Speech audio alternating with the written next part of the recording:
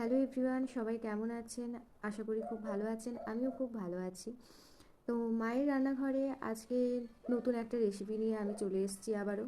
তো আজকে কচুরি বানানো হবে, হিঙের কচুরি।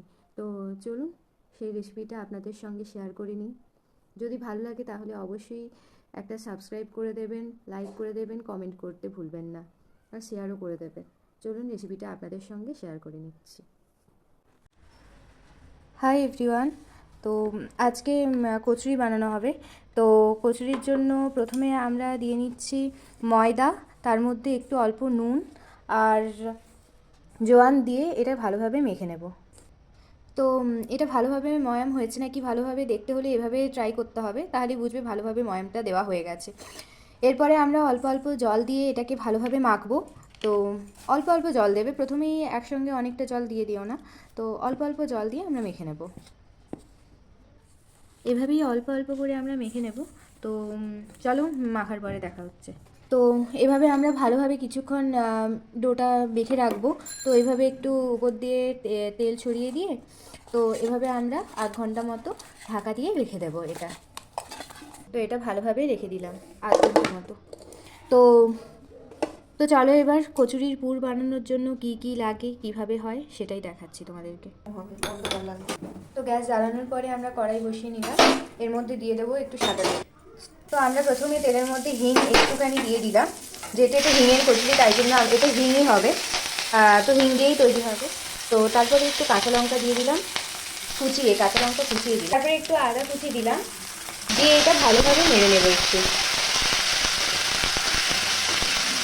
হিঙের কচুরির জন্য একটু সামান্য নুন দিলাম, স্বাদ অনুসারে তোমরা দিও। অল্প চিনি দিয়ে দিলাম। সবগুলো ভালোভাবে একটু মিশিয়ে নেব একসঙ্গে।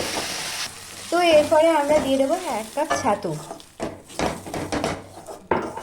এটা ভালোভাবে কিছুক্ষণ মিশিয়ে নেব একসঙ্গে, মশলা আর ছাতুটা। অল্প নেড়ে নেওয়ার পরে আমরা একটু জল দিয়ে নেব এর মধ্যে। ভালোভাবে জল দিয়ে এটাকে মিশিয়ে নেব এবার।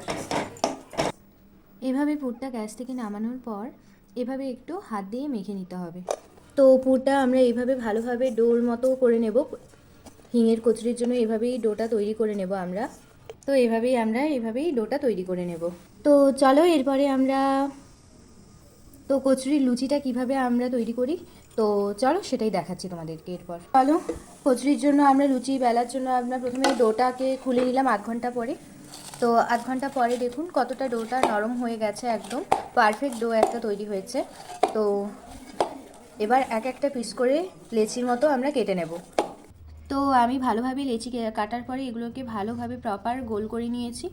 এবার এর মধ্যে হিঙের কচুরির জন্য কিভাবে পুরটা দেওয়া হয় সেটাই দেখাচ্ছি, দেখো। প্রথমে বাটির মতো আমরা এরকম তৈরি করে নিলাম, তারপরে আমরা এর মধ্যে পুর দেব।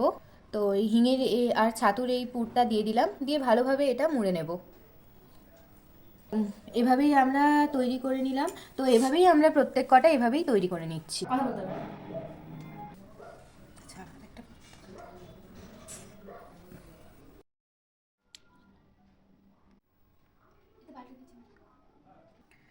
তো এভাবেই আমরা প্রত্যেক কটা তৈরি করে নেব। তো এভাবেই সবগুলোর মধ্যে আমরা পুর দিয়ে রেডি করে নিয়েছি। এবার বেলে নেব এক একটা করে। তো এভাবেই একটু তেল দিয়ে আমরা এই লুচিটা ভেজে নেব। তো এভাবেই এক একটা কচুরি আমরা এভাবে বেলে নেব।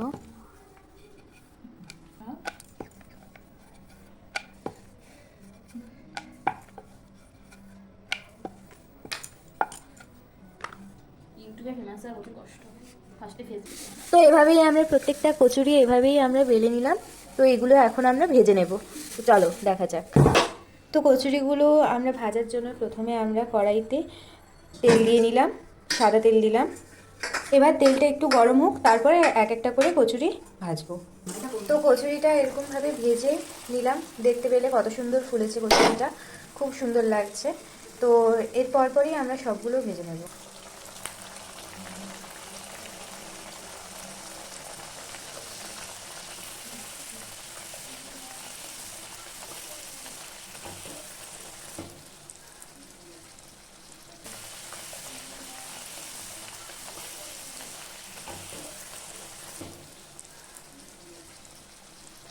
এভাবেই আমরা কচুরিগুলোকে সব ভালোভাবে ভেজে নিলাম। তাহলে অবশ্যই বাড়িতে একবার ট্রাই করে দেখতে পারো।